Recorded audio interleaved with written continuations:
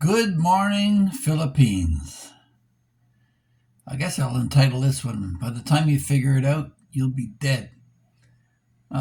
If you enjoy the content on our channel, please don't forget to like and at your option, share and subscribe.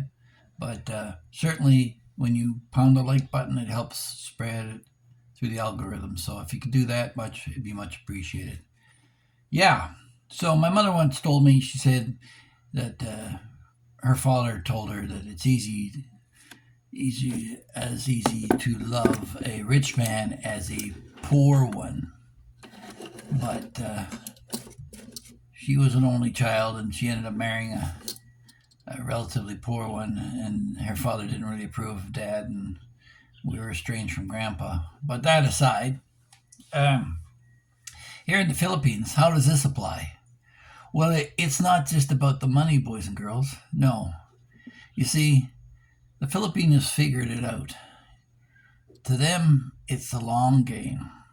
Yeah, there's a short game scammers, like you send them money overseas, and for a year or two, maybe they're going to build you a house or whatever, play that game, and they bail on you later on. But the long game is that every Filipino wants to have babies, and pretty much every Filipino wants to be seen as successful as easily as possible within the family. So, it's not just about the money, because at the end of the day, they want to have their children and be done with it and not have to be babysitting some old man who's lingering around in their senior years. So if she marries a Filipina guy, say she's a young girl, 20, 25 years old, and as 25 becomes 30, the pressure's on because she knows her best childbearing years are going to pass her, and she'll be considered an old maid and have to live being auntie for somebody else. No, she wants to hook in someone who is a little older, simply because if she's 20 and she marries a 20-year-old, when she's 65, he's 65. And at 65 in the Philippines, an old man is an old man. So basically, she's going to be his healthcare provider, and it's an extra burden for her. But if she marries an older foreigner, now this really plays in her favor, because he'll come with his pension, steady income, maybe even life insurance. But certainly he'll be more likely to have assets at the outset of the marriage than some struggling poor Filipino boy who's trying to make ends meet and hold it together. So the short route, the fast route, is to find yourself a foreigner, an older foreigner, so that by the time, if there's a 20-year age gap relationship, by the time she's 50, you're 70. By the time she's 60 and ready to retire herself, you're most likely to have kicked the bucket. So she can relax in her senior years with her children around her and pay homage to their dead father buried in some dirt somewhere around in the Philippines, or maybe ship off his bones back to America and not have to deal with it. She doesn't have to deal with an old man changing his diapers and dealing with that crap, because he's gone. And that's the advantage of an age gap relationship to the Filipino, because it's not just the financial aspect. No, it's the workload. She can do her domestic stuff around the house and spend your money for the groceries and things for your kids, her kids.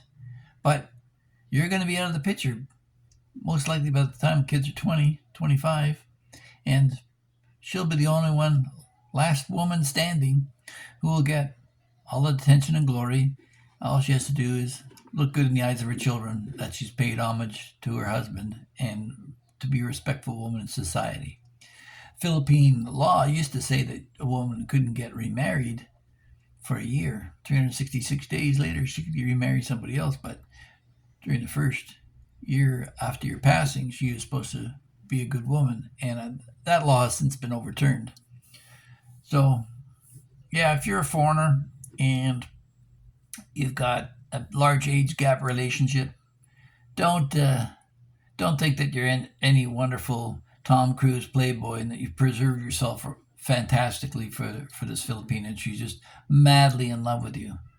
No, and you know with a man, cheating is cheating. With a woman, it's rationalized. She could cheat on you a lot of ways than just with another guy, and she's no really incentive to do that. But she can sure cheat on your budget, and bit by bit, you'll find her ordering stuff online and showing up at your door, and you end up having to pay for it. Or she's committed some family event that you're going to end up paying for. And do you have the strength to hold back on all that? And as you get older and weaker, and your cognitive abilities become that of a U.S. president, she's more likely to take advantage of you, as America's being taken advantage of right now. So, if you're married to a Filipina and you got a large age gap relationship, don't fool yourself. She may call you guapo and talk about your wonderful long nose and your pale skin and all that crap. But the reality is, you're going to be out of the way and she's going to have her say.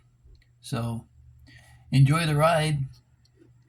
And who knows if she's going to hurry it along a little bit through some neglect or intention along the way. Because not every woman here in the Philippines is a saint. So it's a real crapshoot. So the young Filipina, if she's got any savvy sense, is playing the long game. She knows you're going to be out of the picture and won't have to deal with you. Whereas if she married her Filipina peer on the male side, he's going to be old, tired, and she's going to have to take care of him. Whereas you're gone. You're out of the picture. So it's a smart move. And I'm not saying either way whether it's a smart move for you as a foreigner marrying a Filipina, but just be aware, Tom Cruise, you ain't. So, yeah, girls, it can be just as easy to love a rich man as a poor man. But if you don't want to have to endure your whole life, his forever doesn't have to be yours. So, with that, have a great day. And guys, try to rest in peace.